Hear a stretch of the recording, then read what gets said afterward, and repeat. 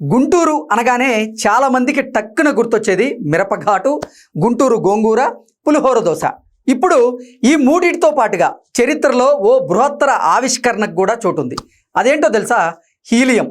గాలిలో ఎగిరిపోయే బెలూన్లను చూస్తే మనకి కనెక్ట్ అయ్యేది హీలియం బెలూన్. దీనినే హీలియం గ్యాస్గా పిలుస్తూ ఉంటారు. హీలియం గాలి కంటే తేలికైనది, రంగు, రుచి, వాసన లేని, విషపూరితం కాని తటస్థమైనటువంటి ఒకే ఒక అణువు కలిగినటువంటి రసాయన మూలికమే హీలియం.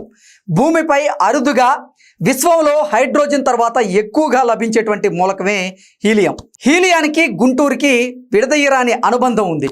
ఫ్రెంచ్ ఖగోళ శాస్త్రవేత్త అయినటువంటి పియరీ జాన్సన్ 1868 ఆగస్టు 18న గుంటూరులో హీలియం మూలకాన్ని కనుగొన్నారు. ఆయన ఆ రోజు సూర్యగ్రహణాన్ని గమనిస్తూ క్రోమోస్పియర్లో పసుపు వర్ణపట ఉద్గారాన్ని గమనించారు. ఆ క్రోమోస్పియర్ వాయు రూపంలో ఉందని చూసి హీలియాన్ని ఆవిష్కరించారు. గ్రీకు భాషలో హీలియోస్ అంటే సూర్యుడని అర్థం. అప్పట్లో సూర్యుని ఉపరితలాన్ని గ్రహణం రోజు మాత్రమే చూడగలమైనటువంటి ఒక భావన ఉండేది. 1868 ఆగస్టు 18 నాటి సంపూర్ణ సూర్యగ్రహణ మార్గంలో మన దేశం ఉంది. దీన్ని ప్రధానంగా ఆంధ్రప్రదేశ్, కర్ణాటక, మహారాష్ట్రల నుంచి ఈ గ్రహణాన్ని వీక్షించేటువంటి అవకాశం అయితే ఉంది.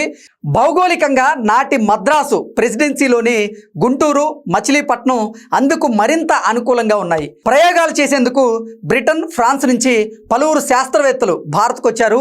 అలా వచ్చినటువంటి పియరీ జాన్సన్ గుంటూరులో ఓ ఫ్రెంచ్ వ్యాపారానికి చెందినటువంటి ఎత్తైనటువంటి భవనంపై ప్రయోగాలు చేశారు.